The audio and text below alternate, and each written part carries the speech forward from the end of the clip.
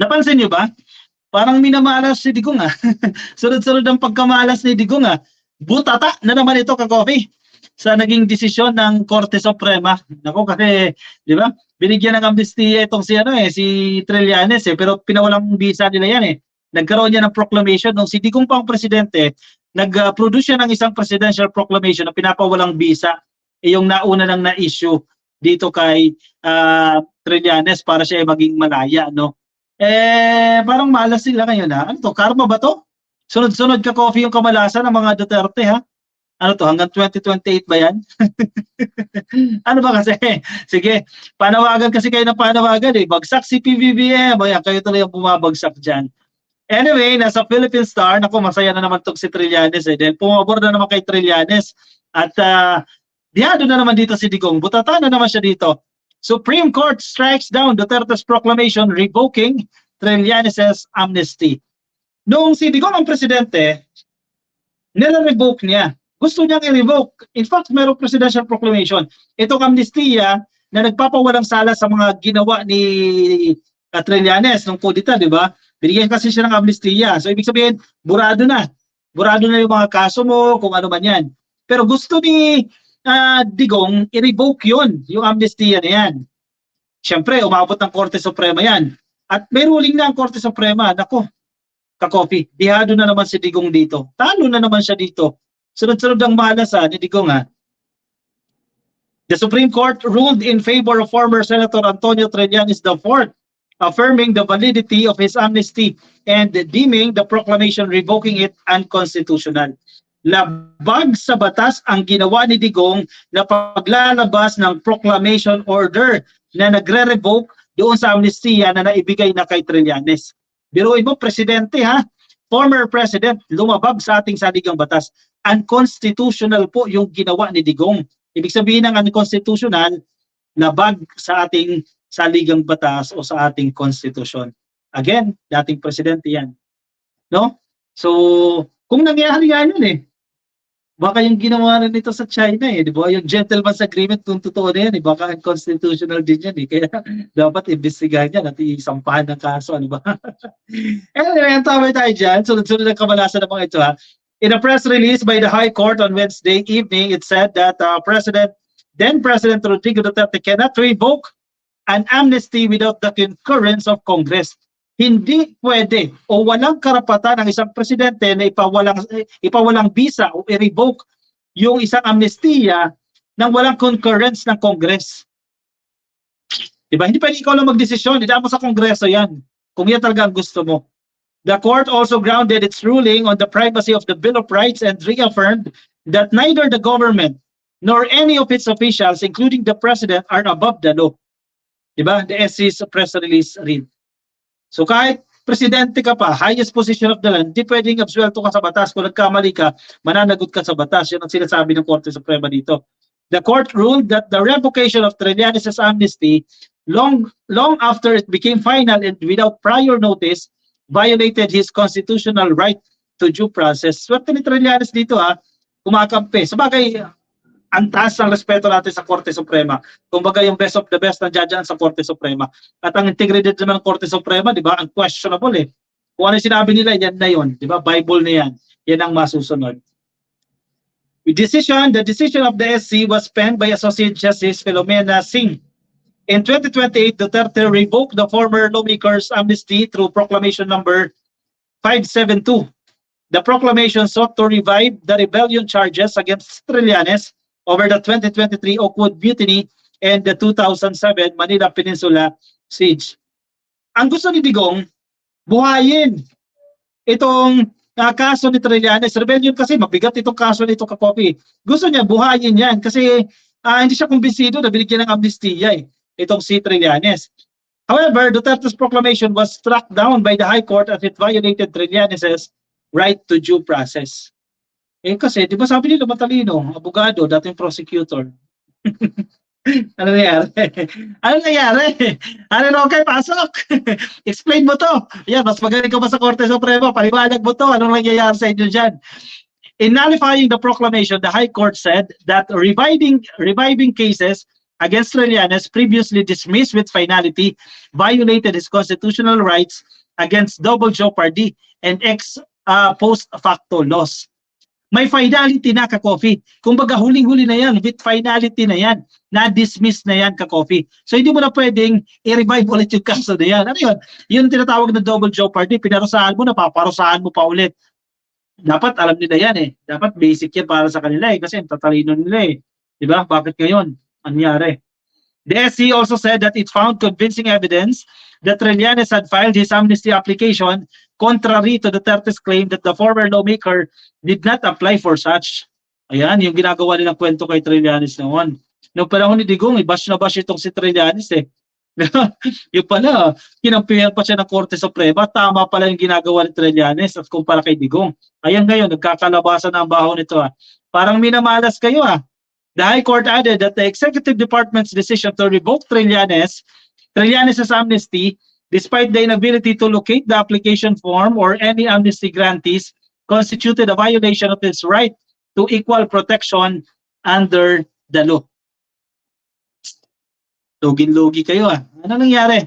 Sige, antay tayo na naman ka-coffee ng statement nila dyan. Dapat magsalita dito si Harry Roque kasi ito tagapagsalita ni Digong yan eh. Siya yung mga tagapag-explain nito. Ayan, ilabas mo yung talino mo ngayon. Harry Roque, ilabas mo yung galing mo. Kontrahin mo itong naging desisyon ng Korte Suprema. Di ba? Matalino eh. Di ba? Sobrang talino lahat nagagawa ng paraan. Yan, ito na yung pagkakataon mo, Sir Harry Roque, dating presidential spokesperson. Labas na dyan, ipagtanggol mo. Sabihin mo, mali ang ginawa ng Korte Suprema. Mali ang desisyon ng Korte Suprema na pumapabor kay Trillanes. Ayan, hintayin ka namin dyan. Kasi ikaw pinakamagaling eh. Di ba?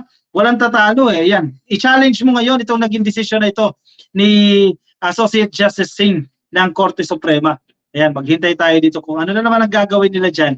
Bakit tila nagiging sunod-sunod na ang kamalasan? Teresita Tan, si Digong man, oy, bubuli yan. Walang tapang yan. The worst president our country ever had is Rodrigo Roa Duterte. Naku, ma'am. Pag-aagalitan ka ng mga DDS dyan. Best president yan, nilalait mo, ma'am. Ellen Conde, lumalabas na ang tunay na usok.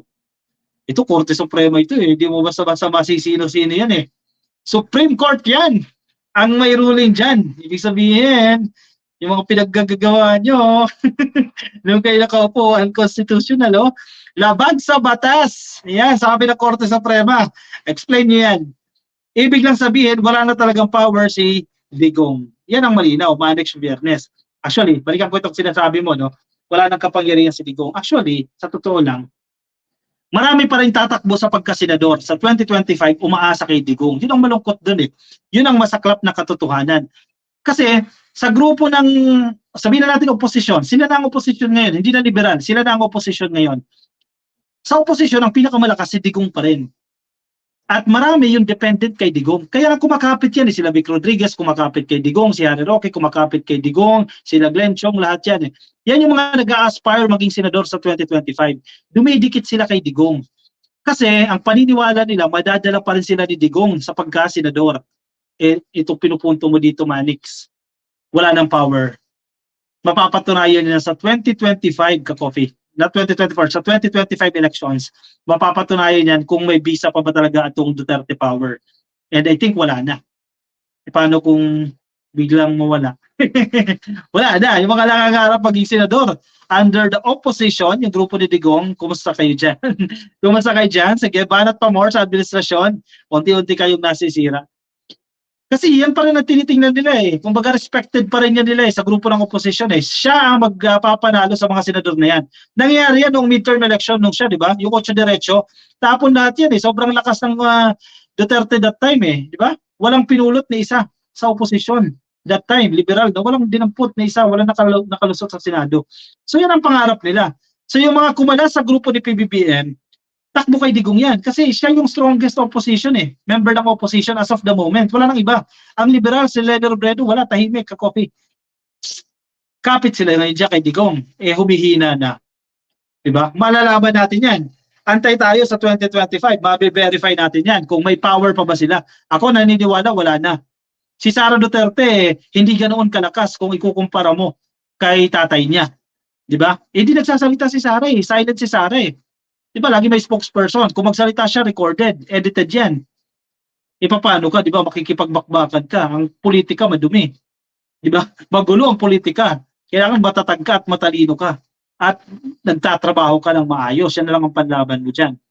Malalaman natin sa 2025. Ikaw, naniniwala ka pa ba? May kapangyarihan pa si Digong. Kaya niya pang magpanalo ng mga senador. Ako, hindi na. Gusto lang ni Digong niya obrasuhin si Trillanes at ang mga at ang Supreme Court. Malamang yan ang argument nila dyan. Miragay, ka-coffee, only Attorney Vic Rodriguez at ikakampanya ni PBBM kasi friend pa rin niya. I don't think, ka-coffee, pamiragay, I don't think sa suportahan ni PBBM si Attorney Vic Rodriguez. Grabe rin ang ginagawa nila ito. Kung napapansin ninyo, prayer rally, nagsasalita na rin. Diba sana, kung nagkaroon na kayo ng misunderstanding sa grupo ni, sabihin na natin kay FL, di ba? Matagal kayong may pinagsamahan kayo, di ba? Ilang laban ang pinagsamahan nyo eh. Nawala ka, hindi kumampi ka doon sa kalaban.